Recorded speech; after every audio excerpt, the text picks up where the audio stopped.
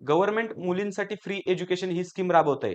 पण त्याच्या नक्की अटी काय, नियम काय-काय आहेत, एलिजिबिलिटी क्रायटेरिया कोणकोणता आहे, त्याचबरोबर कोणत्या कोर्सेससाठी आपल्याला फ्री एज्युकेशन मिळणार आहे, त्याच्यानंतर अजून काय-काय क्रायटेरियाज आहेत. थोडक्यात मग फीमध्ये किती सवलत मिळणार आहे, डायरेक्ट ₹0 फी भरायची आहे, की आपल्याला काही फी भरावी लागणार आहे किंवा त्यासाठी काय-काय प्रोसेस राहणार आहे, ह्या सर्व गोष्टींबद्दल मी हा व्हिडिओ बनवतोय. त्याच्यामध्ये मी सर्व गोष्टी कव्हर करणार आहे. तुमचा ईच एंड एव्हरीथिंग तुमचा डाऊट हा क्लिअर होणार आहे. त्याच्यामुळे व्हिडिओ हा शेवटपर्यंत पहा आणि जर तुम्ही चॅनलवर नवीन असाल तर चॅनलला नक्की सबस्क्राईब करा. पहिला मुद्दा आपण पाहूया, की नक्की कोणकोणत्या कोर्सेससाठी फ्री एज्युकेशन ही सिस्टम आहे. तर तुम्हाला मी क्लिअरली सांगतो. तर पहा, जे 12वी नंतरचे जे कोर्सेस आहेत, तर त्यांना पूर्ण जे टेक्निकल कोर्सेस आहेत, म्हणजे कोणते? इंजिनिअरिंग आहे, तर ऑब्व्हियसली आहे. फार्मसी आहे, तर आहे. त्यानंतर मेडिकल आपण जे एम-बी-बी-एस, बी-डी-एस वगैरे जे पाहतो, ओके, मेडिकल कोर्सेस, तर त्यांच्यासाठी सुद्धा मुलींसाठी फ्री शिक्षण अवेलेबल आहे. आता जे क्रायटेरियाज भरपूर येतं, आपल्याला ते क्रायटेरिया फुलफिल करायचे तर जे रिक्वायर्ड डॉक्युमेंट्स आहेत, ते आपल्याला तिथं सबमिट करायचे आणि त्याच्यानंतरच आपल्याला हे फ्री एज्युकेशनची सवलत मिळणार आहे. त्याचबरोबर एस-सी, एस-टीच्या मुलींना त्यांना अगोदरपासून फी होती, फी कमी होती. मग त्यांनी काय चूज करायचं? ह्या सर्व गोष्टी मी तुम्हाला सांगणार आहे. व्हिडिओ हा शेवटपर्यंत नक्की पहा. मग आता ह्या स्लाइडचं तात्पर्य काय? तर पूर्ण जे कोर्सेस आहेत, टेक्निकल कोर्सेस, तर त्या सगळ्यांसाठी काय तर फ्री एज्युकेशन गर्ल्ससाठी आहे. ओके. त्यानंतर पुढचा मुद्दा म्हणजे काय? की पुढचा मुद्दा सांगण्याच्या अगोदर मी तुम्हाला कॉलेजचं फी स्ट्रक्चर एक्सप्लेन करतो. नक्की कॉलेज फी कशा पद्धतीने घेतं आपल्याकडनं.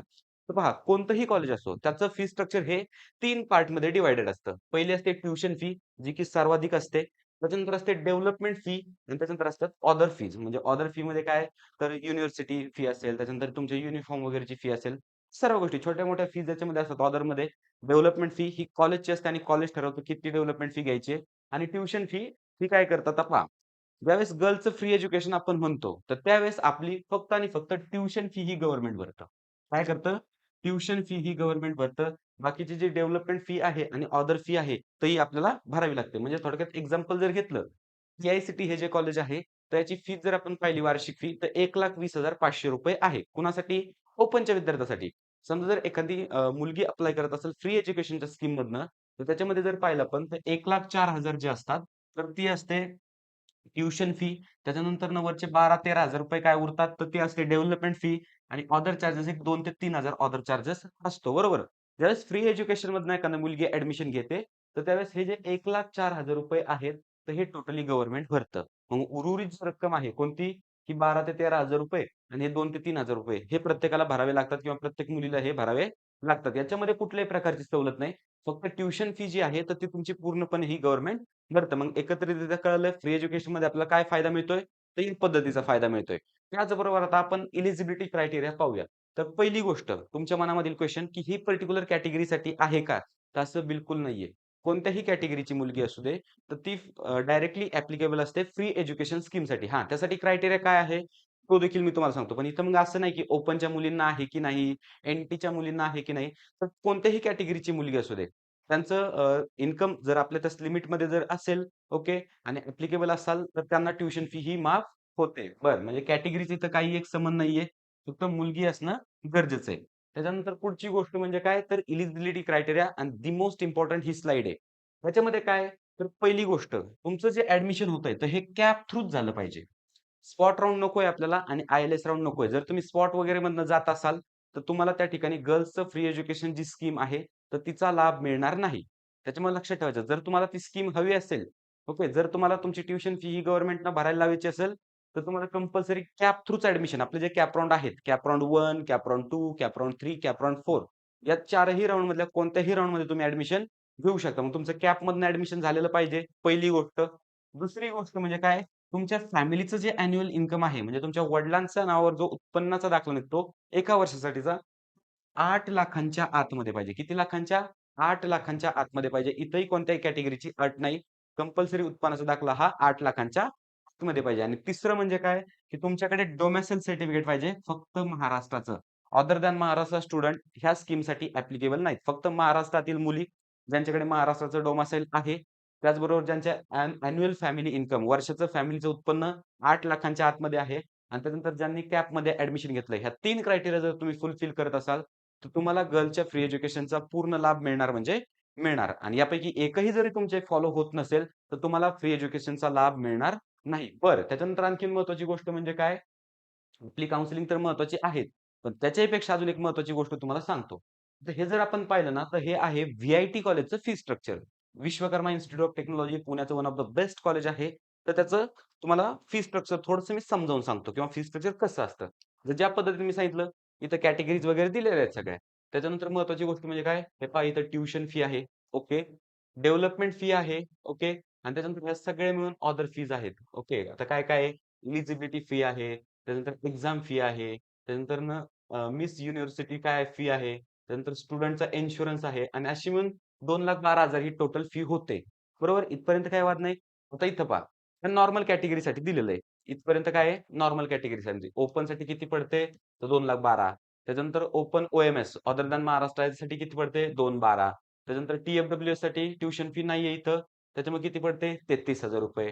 बरं. त्याच्यानंतर आपण एन-टीसाठी पाहूया. एन-टीसाठी किती पडते? ₹33,000. त्याच्यानंतर एस-सी आणि एस-टीसाठी पाहूया आपण.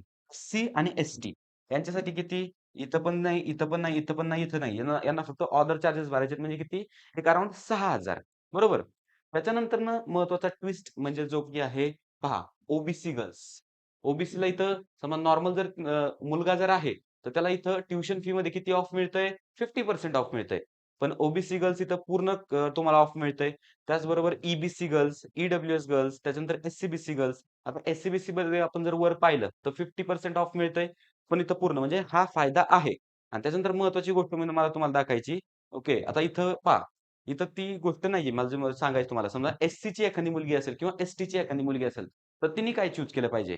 तर तिने बाय डिफॉल्ट त्यांना कॅटेगरीचीच सवलत देणार. कारण कॅटेगरीची सवलत ही त्यांना ह्या फ्री एज्युकेशनपेक्षा जास्त आहे. फ्री एज्युकेशनमध्ये काय होतंय फक्त ट्युशन फी माफ होती. पण त्यांना ऑलरेडी पूर्वीपासून काय होत आलंय, की ट्युशन फी आणि डेव्हलपमेंट फी दोन्ही माफ होते. बरोबर. मग त्यांनी कॅटेगरीमधनं जायचं आणि त्याच्यानंतर बाकीच्या उर्वरित ज्या गर्ल्स आहेत, तर त्यांनी कुठून जायचं? तर फ्री एज्युकेशनच्या स्कीममधनं. ओके. ही गोष्ट कळली. पण इथं जर आपण पाहिलं, तर डेव्हलपमेंट फी कंपॅरेटिव्हली ट्युशन फीच्या खूप कमी आहे. काही प्रॉब्लेम नाही आपल्याला एवढी डेव्हलपमेंट फी भरायला काही अडचण नाहीये. पण आता पहा, हे आहे गव्हर्नमेंट कराड जे इंजिनिअरिंग कॉलेज आहे आपलं कराडमधील. तर त्याचं फी स्ट्रक्चर आहे. इथं आपण क्लिअरली पाहू शकतो. ट्युशन फी किती आहे? तर ₹15,000 आणि डेव्हलपमेंट फी किती आहे? तर पहा ₹39,850 ₹39,850 त्याच्यामुळं आणि त्याच्यानंतर अदर फीज वगैरे हे तर ठीक आहे. ओके. टोटल फीज किती आहे? समजा 85,000 फीज आहे. आता ज्यावेळेस एखादी मुलगी ॲडमिशन घेते, तर इथं दाखवलेलं आहे बघा. मेल आणि हे इथं फिमेल. बरोबर. मुलगी ॲडमिशन घेते. तर गव्हर्नमेंट तिचे किती पैसे भरणार? फक्त ₹15,000 किती? फक्त ₹15,000 गव्हर्नमेंट फी भरणार त्यांची आणि उर्वरित जे ₹42,557 आहेत, तर ते स्वतः त्या मुलींच्या घरच्याला भरावे लागणार. म्हणजे पहा या पद्धतीने फ्री एज्युकेशनची स्कीम आहे. म्हणजे ट्युशन फी फक्त गव्हर्नमेंट भरतंय. मग जर तुम्हाला त्या स्कीमचा खरंच लाभ करून घ्यायचा असेल, तर तुम्हाला काय करावं लागणार, की ज्या कॉलेजची ट्युशन फी जास्त आहे किंवा ज्या कॉलेजची डेव्हलपमेंट फी कमी आहे, म्हणजे त्या पद्धतीचा लाभ जर आपल्याला मिळवायचा असेल, तर ज्या कॉलेजची डेव्हलपमेंट फी कमी आहे, ते कॉलेजेस आपल्याला जास्त प्रायोरिटी द्यावं लागेल त्यांना. बरोबर आहे. आपण जर डायरेक्ट गव्हर्नमेंट कारण विथआऊट फी स्ट्रक्चर पाहता जर गेलो आणि ऐन टाईमाला तुम्हाला नॉर्मली लोकं काय सांगणार, की फ्री एज्युकेशन आहे, एक 10,000-12,000 भरावे लागतात आणि ते सत्य पण आहे. पण ज्यावेळेस आपण यासारखे कॉलेजेस पाहतोय, ओके, ₹42,000 भरावे लागतात. बरोबर आहे. मग ऐन टाईमाला आपली तिथं धांदल उडते. मग ह्या सर्व गोष्टी होऊ नये म्हणून ह्या सर्व गोष्टी होऊ नये म्हणून आपली इंजिनिअरिंग ॲडमिशन काउन्सिलिंग आहे. ॲडमिशन्स ओपन आहेत. ॲडमिशन ओपन आहेत. जर तुम्हाला ॲडमिशन एनरोल करायचं असेल, तर हा क्यूआर स्कॅन करा किंवा डिस्क्रिप्शनमध्ये देखील मी पूर्ण डिटेल्स तुम्हाला प्रोव्हाईड केलेत. आपल्या बेसिकली 2 बॅचेस आहेत. प्रीमियम बॅच आहे आणि क्लासिक बॅच आहे. प्रीमियममध्ये आपण काय करतो, तुमचं पूर्ण ॲडमिशन हे आपण स्वतः करतो. तुमचे रजिस्ट्रेशन फॉर्म असेल, ऑप्शन फॉर्म असेल, स्पॉट राउंडसाठी गाईडन्स असेल, आय-एल-एससाठी गाईडन्स असेल, म्हणजे एक परफेक्ट पॅकेज आहे. आणि क्लासिकमध्ये आपण काय करतो, भरपूर सारे फीचर्स ऑफर करतो. फक्त जे फॉर्म वगैरे जे आहेत ना, तर ते तुमचे तुम्हाला भरावे लागतात बस. बाकी काही याच्यामध्ये दुसरा जास्त ड्रास्टिकली फरक नाहीये. पण तुम्हाला पूर्ण जबाबदारी आमच्याकडे द्यायची असेल, तर नक्की प्रीमियमला एनरोल व्हा आणि प्रीमियम बॅचला आपल्याला खूप खूप प्रेम म्हणजे विद्यार्थ्यांचं खूप प्रेम मिळतंय. बरं. त्याच्यानंतर आणखीन महत्त्वाची गोष्ट, ही गोष्ट तुम्हाला कळली. आणखीन एक महत्त्वाची गोष्ट म्हणजे काय? Private universities. प्रायव्हेट युनिव्हर्सिटीज कोणत्या असतील? आता पहा पुण्यामध्ये भरपूर युनिव्हर्सिटीज आहेत. डी-वाय पाटील यांची प्रायव्हेट युनिव्हर्सिटी आहे. त्याच्यानंतरनं आता पहा जे कॉलेजेस थोडक्यात काय, जे कॉलेजेस कॅपमध्ये पार्टिसिपेट करत नाहीत. म्हणजे बेस्ट एक्झाम्पल एम-आय-टी डब्ल्यू-पी-यू कोथरूडचं कॉलेज आहे. बरोबर. फीस जर आपण पाहिली, तर 4, 4.5, 5 लाखांपर्यंत फी आहे त्यांची.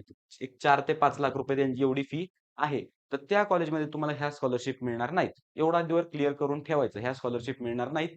आणखीन महत्त्वाची गोष्ट तुम्ही स्पॉटमधनं जायचा विचार करत असाल, तर तुम्हाला ही स्कॉलरशिप गव्हर्नमेंटची जी फ्री एज्युकेशन स्कीम आहे, ही मिळणार नाही. मग आय होप तुम्हाला सर्व गोष्टी व्यवस्थित समजल्यात.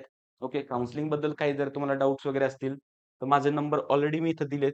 ओके. एनी टाईम तुम्ही या नंबरवर कॉल करू शकता. काही एक प्रॉब्लेम नाहीये किंवा आणखीन काही तुमच्या मनामध्ये क्वेरी असेल, तर नक्की कॉल करा. All the best.